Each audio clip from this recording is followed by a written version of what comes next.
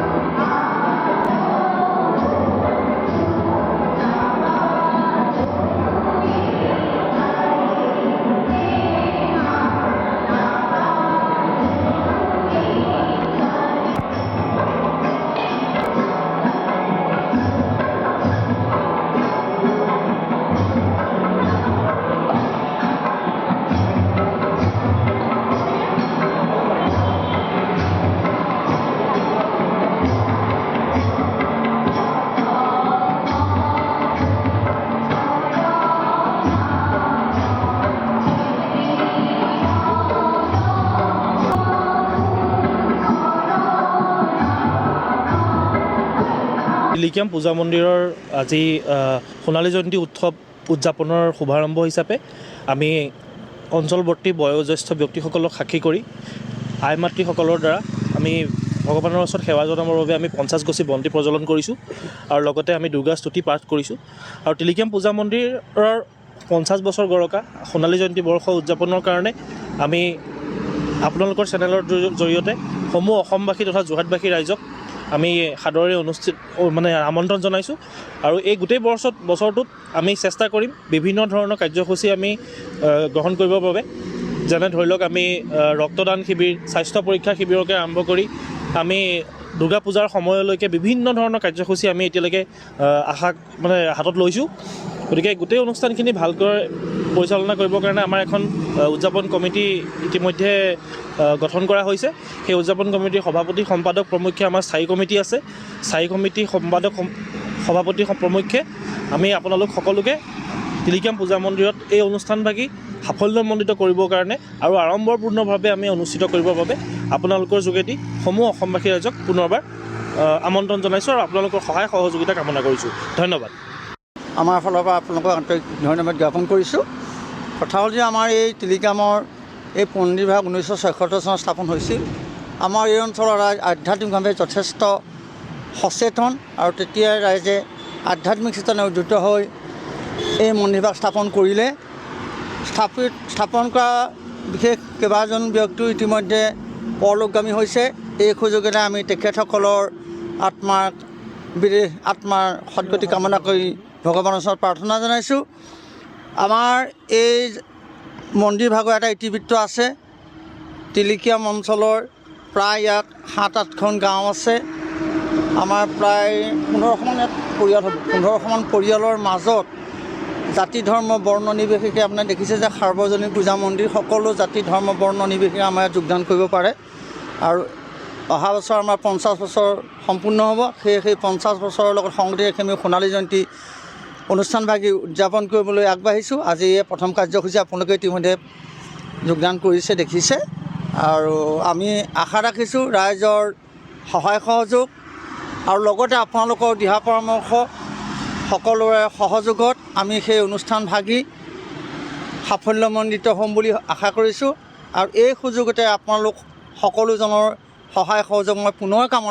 আমি পুনৰ কামনা কৰি মই ক'বলগীয়াখিনি ইমানেই ধন্যবাদ ব্যুৰ ৰিপৰ্ট মায়া নিউজ